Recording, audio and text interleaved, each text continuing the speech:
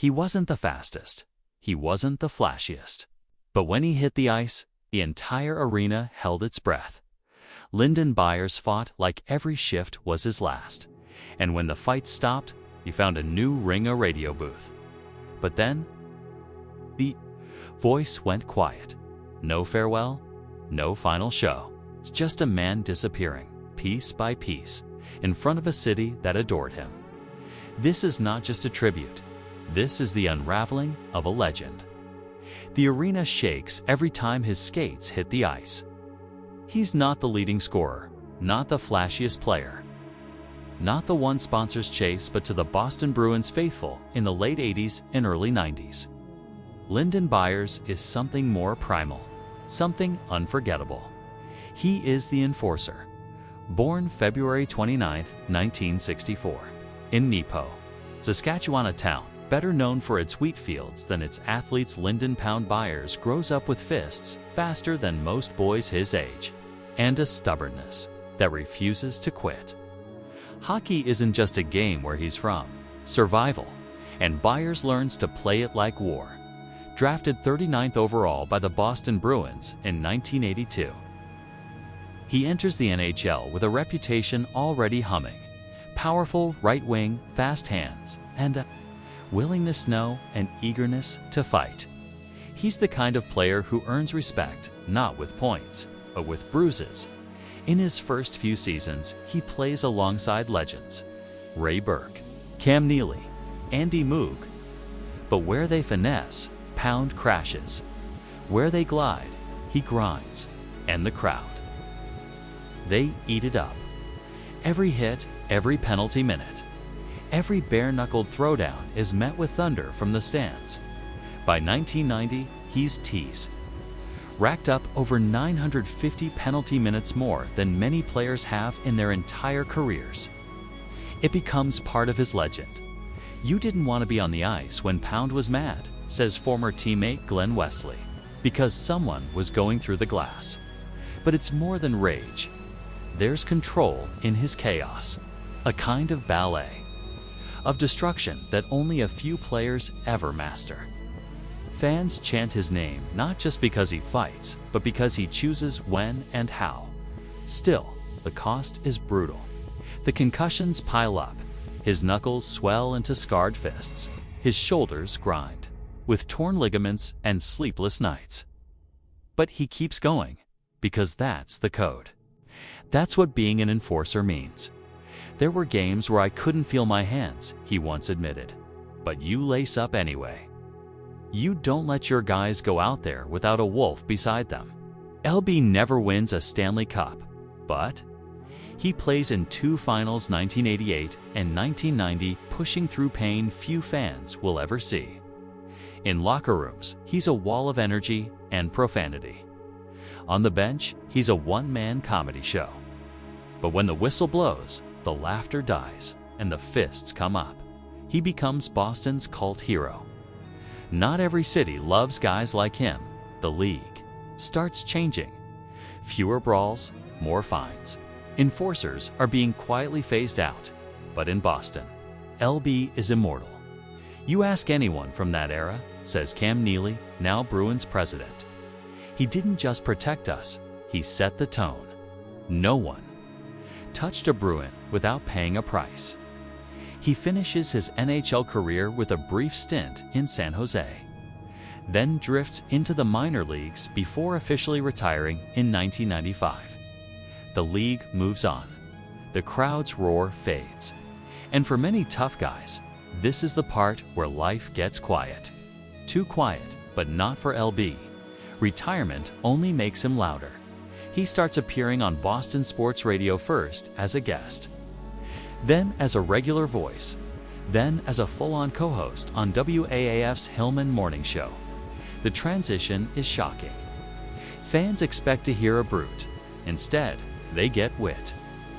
Quick-fire banter, opinions that range from the absurd to the strangely profound. He was electric, said co-host Greg Hill. You couldn't script him. LB was LB. No filter, no fear, all heart. Boston embraces him all over again. The guy who once traded punches on the ice now trades jokes on airwaves. But beneath the laughs is something deeper in authenticity that's rare in celebrity culture. He talks about the fights, the injuries, the mistakes, but he also talks about loyalty, about the cost of masculinity in a world that never lets you feel weak. He laughs about it, but the pain is always there. Behind the bravado, LB becomes more than a former player. He becomes a voice not just for old-school Bruins fans, but for a generation of listeners who feel like they've grown up with him. He's messy, he's unpredictable, but he's real, and yet the violence never really leaves him. He still carries the wounds, some physical, some invisible. Old hits that never fully healed. He talks about them rarely, in passing, in jokes. He'll say things like, "I think I left my frontal lobe on the garden ice back in '89, and everyone laughs. But the eyes? They flicker. By 2019, WAAF goes off the air, and LB's regular presence on radio begins to fade. He still makes appearances, still shows up on podcasts or Bruins tributes, but the frequency slows. Some think he's just enjoying. Retirement daughters suspect something else. He starts skipping events, avoiding interviews, declining invitations to old-timer games or reunion specials. A few fans spot him around Boston grocery store, gym, parking lot, but he's quieter now. Softer, sometimes confused. He just seemed tired, one local says. Not physically, but like he was carrying something heavy we couldn't see. The fighter is still there, but the fight, maybe it's shifting. The man who once lived for the roar of the crowd now moves through the world, like he's trying not to be seen. And for the first time in his life, nobody is quite sure what's going on with LB. But they don't ask because legends don't explain themselves. They just endure until they don't. The microphone doesn't care about bruises. It doesn't ask how many fights you've won or how many penalty minutes you've racked up. When Lyndon Byers steps into the WAAF studio for the first time, it's a different kind of battlefield. No ice, no skates. Just soundproof walls, headphones, and a red on-air light that doesn't blink, and yet it feels like home. The Hillman Morning Show becomes his new arena. Greg Hill, the sharp-tongued host, sees something in Pound that others might miss. Timing, presence, unpredictability. What starts as a novelty, "Let's get the Ixaki guy on to tell some wild stories," quickly evolves into something more permanent. LB isn't just funny. He's magnetic. He brings the same intensity to radio that he once brought to Hockey Raw, unfiltered and fearless. He doesn't do media training. He doesn't care about FCC guidelines. His laughter is guttural. His anger, volcanic. His insights, surprisingly sharp. He speaks from experience, not from a teleprompter. And Boston listens every morning. Commuters tune in not just for weather and traffic, but for LB's gravelly voice, cracking jokes, launching rants, and occasionally dropping the kind of wisdom that catches even his co-hosts off guard. One morning, someone calls in and asks about fighting in hockey. "What's the point, LB?" a caller sneers. "It's just violence." LB's reply is instant. "You don't fight to hurt. You fight to protect. You fight so the guy next to you doesn't have to." There's a pause on air. No jokes, just that line, hanging in the silence. It's the kind of moment that defines him not just as a character, but as a storyteller. Off air, he's quieter, thoughtful. He stays late to chat with producers. Leaves handwritten notes for fans who visit the studio. Takes time to answer every weird, over-the-top question at fan events. But something lingers in the background. The toll, years of head trauma, countless fights, and undiagnosed concussions begin to creep in. Some days he forgets words. Other days he slurs them. He shrugs it off with joke skulls, old war wounds, or a brain full of scrambled eggs. But the jokes don't always land. In private, close friends start to notice the change. The fire's still there, but it flickers more often. There are moments where Pound zones out mid-conversation, then snaps back like nothing happened. His short-term memory falters. He tells the same story twice in a span of 5 minutes and then laughs when you call him on it. It's all part of the act, baby, he'd say. Or maybe I'm just rotting from the neck up. Look, no one knows whether to laugh or worry. He keeps showing up, keeps performing. But behind the bravado, there's a slow erosion, something slipping. When WAAF shutters in 2020, LB doesn't immediately latch on to a new project. The station's closure is part of a larger media shakeup, but for him, it feels like the first real silence in years. The crowd, once again, has gone quiet. Greg Hill moves on to a new gig. LB, he lingers in the background. A few guest appearances, a few fan podcasts, but the full-time spotlight. He doesn't chase it, and people begin to wonder, is he choosing to step back, or is something pushing him out? One producer later admits, "We could tell some days were harder for him." The light in his eyes dimmed a little, but no one wanted to confront it. You don't ask a warrior why he's limping. In 2022, LB appears in a short charity clip with Cam Neely. He looks thinner, older. His voice still booms, but there's a rasp that wasn't there before. Fans flood the comment section. LB looks great. The legend still got that fire. But buried between the praise are a few quieter voices. Is he okay? Something seems off. Still, nothing is confirmed. No illness announced. No health update posted. In the age of oversharing, LB becomes one of the few public figures who says less and less. A wall goes up, he retreats from events, declines. More interviews, stops posting online. When asked, those close to him say he's laying low, enjoying life, keeping things private. But the truth feels heavier. He's fading, slowly, quietly, and fans, conditioned to remember Pound as the immortal brawler, don't know what to do with the version of him that no longer charges forward. By 2024, he's rarely seen in public. No birthday posts, no anniversary tributes, no photos with fans at Bruins games. The man who once couldn't walk through a bar without being recognized now moves like a shadow, and no one really asks why. Because maybe they don't want the answer. Maybe it's easier to remember him laughing, screaming into the microphone, knocking a guy to the ice at center rink than to face the truth that even legends break down. Still, his absence grows louder. Former co-hosts dodge questions. Old teammates offer vague support. The silence begins to throb like a bruise beneath the surface. He gave this city everything, says longtime friend and Bruins photographer Steve Babino. But I think, in the end, it took something from him too. Byers once joked that he would never retire, just evaporate into a cloud of smoke and beer fumes. It got a laugh.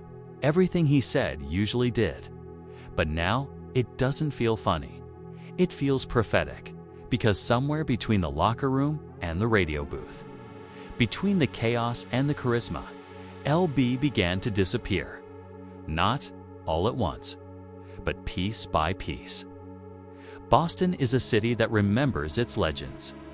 Banners hang, murals bloom, voices echo through arenas long after they've gone quiet. But Lyndon Byers never wanted to be a statue. He wanted to be alive, loud, chaotic, full of jokes, beer, and bruises. And so, when he begins to vanish, no one quite knows how to handle it. He doesn't post birthday selfies, doesn't show up at Bruins alumni nights. A fan spots him once, walking alone near Fenway Park, head down, hoodie up. He smiles, nods, and disappears into the crowd before they can ask for a picture. The encounter feels like a glitch in the timeline, like seeing a ghost before they're gone. Some think he's just stepping back, tired of the public life.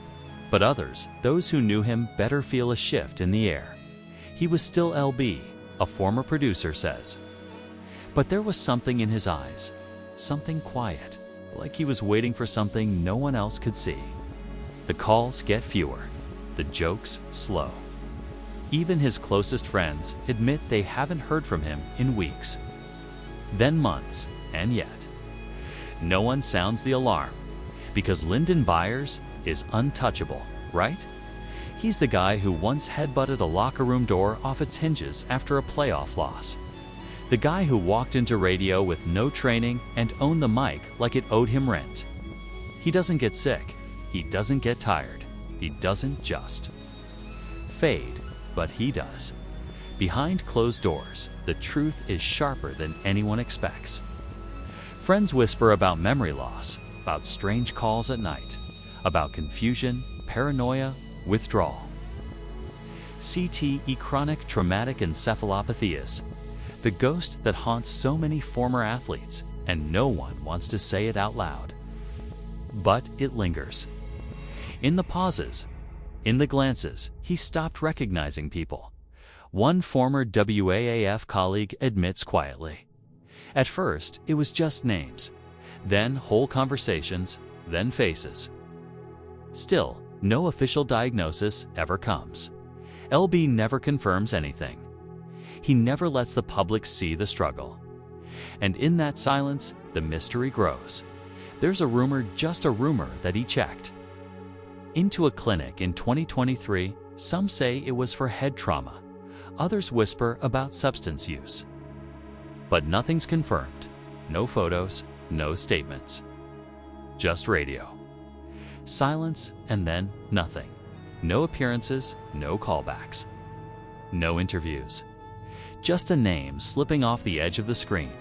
It's not until July 4th, 2025, that the silence finally breaks.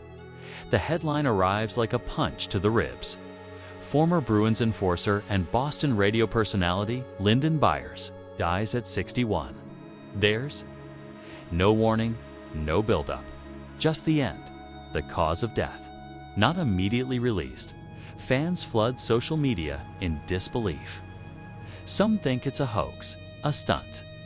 LB himself had joked once that if he ever died, he wanted it to be in the middle of a radio bit about aliens and whiskey. But it's real, confirmed by family, then by the Bruins, then by Greg Hill, his longtime co-host and friend. "I'm gutted," Hill writes. LB wasn't just a co-host. He was my brother for over 30 years. We laughed harder than anyone had. I'll write too. I've never met a soul like his. Tributes pour in, from teammates, from fans, from strangers who felt like they knew him. Cam Neely calls him a cornerstone of our locker room and of this city's spirit. Ray Berg posts a photo to young men in Bruins gear, fists raised, smiles wide.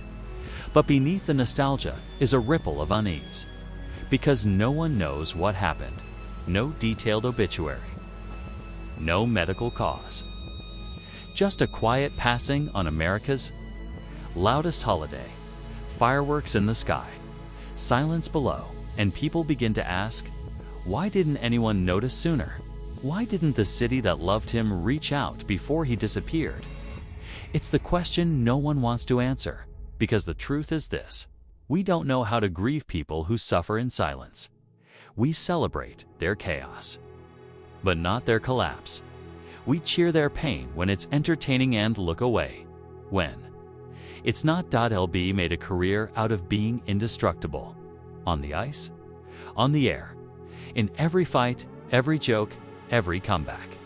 But indestructible men are the easiest to ignore because no one ever checks if they're still bleeding. The Bruins hold a tribute the following week. A video montage plays on the Jumbotron. Fights, interviews, radio bloopers. And one quiet moment, LB sitting on the bench during a timeout, breathing heavily. Eyes fixed on nothing. It lingers for 3 seconds, then fades to black. At a local bar, a group of longtime listeners raise their glasses. One of them toasts quietly to the loudest guy we never really heard. And in that line, everything lands. Because the real tragedy isn't that LB died, it's that he disappeared long. Before anyone noticed, he gave Boston a decade of broken bones and 2 more of broken microphones. And when his voice got quieter, no one thought to listen harder.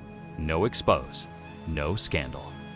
Just the slow drift of a man too proud to ask for help, and a city too used to him being strong. But now, in the rear view, the silence feels deafening. He deserved better, someone writes online. But he wouldn't have wanted pity. Just a cold beer and a dirty joke. In the days that follow, fans post clips, favorite fights, favorite quotes, favorite mornings when he made them laugh so hard they had to pull over. One video grainy, shaky, probably from a phone in 2009, circulates fast. LB, sitting in the studio, is asked, "What do you want people to say about you when you're gone?" He pauses, then grins. "That I showed up, that I never backed down, and that I made it fun." He did all 3, and then, quietly, without asking for applause, he left the stage. The morning after the news breaks, Boston wakes up differently. For a city built on noise-sparking sports hosts, pounding construction, morning trains, and angry horns, there's an ache that hums beneath it all. Flags outside TD Garden fly. At half-mast, the airwaves crackle with tribute segments. And yet, in the middle of it, there's still one voice missing, LB's.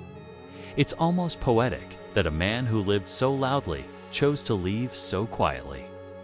There is no video farewell, no staged goodbye, no curated montage of his best moments. Just a quiet exit on a national holiday, leaving fans and friends to piece together what they missed. Greg Hill breaks down on air. Twice, the guy who matched LB's energy beat for beat now stumbles over his words, trying to honor a friend who made it nearly impossible to describe him without swearing or laughing. He didn't just light up the room, Hill says. He torched it. And we all danced in the fire. Cam Neely gives a short interview. His voice wavers.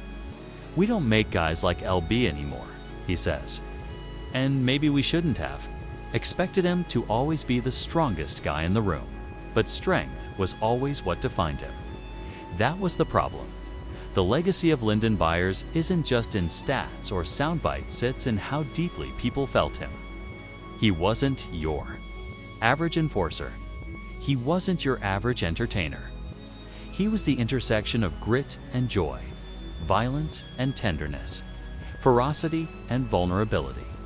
And that's where the mystery of his final days becomes almost unbearable, because no one knows what pain he was carrying. No one knows how long he was fighting battles the crowd couldn't see.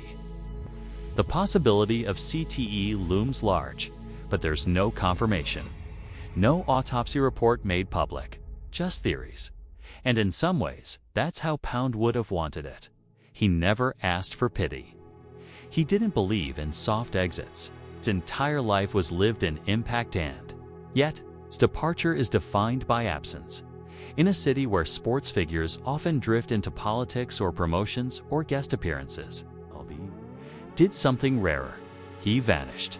And that vanishing says more than any press conference could dot. Fans begin to share stories not just of games and radio bits, but of brief, strange encounters. A woman recalls seeing him in 2023, sitting on a bench in South Boston, feeding pigeons. And staring into the bay, she smiled at him. He smiled back. Then he asked her earnestly, "Do you ever miss being someone else?" She thought it was a joke. Now, she's not so sure. Another fan, a firefighter from Somerville, posts a long tribute on Facebook. He says Pound once walked into a station unannounced, dropped off 2 cases of Gatorade, and said, "You boys fight harder than I ever did. Stay hydrated." No cameras. No publicity. just Pound being LB. That's what people begin to realize. That the chaos was never the point. It was the care beneath it. He didn't fight for fame. He fought for his team. He didn't talk loud to hear himself. He talked loud so no one else felt alone. In a sports world obsessed with stats and legacies, Lyndon Byers' most powerful moments may be the ones no one wrote down. The Bruins release a statement days later. We remember Pound as more than an enforcer. He was a protector of teammates, of friends, of laughter, and of spirit.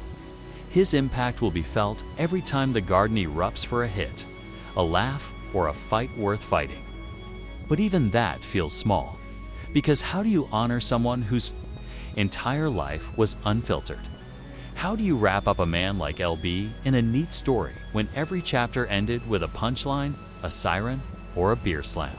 The truth is, you don't.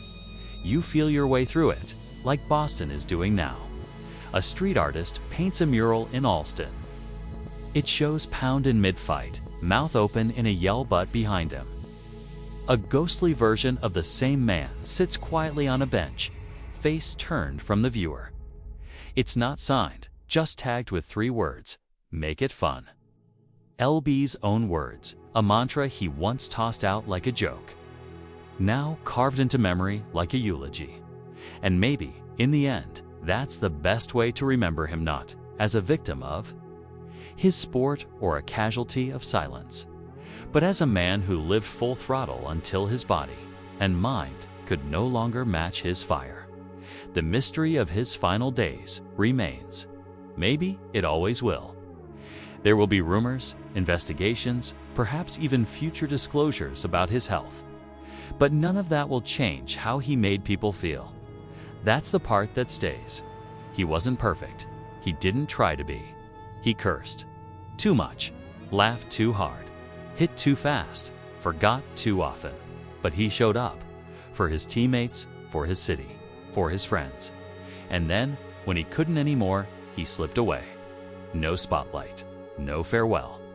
Just a man closing the final chapter. On his own terms, a quiet goodbye for a loud, unforgettable life.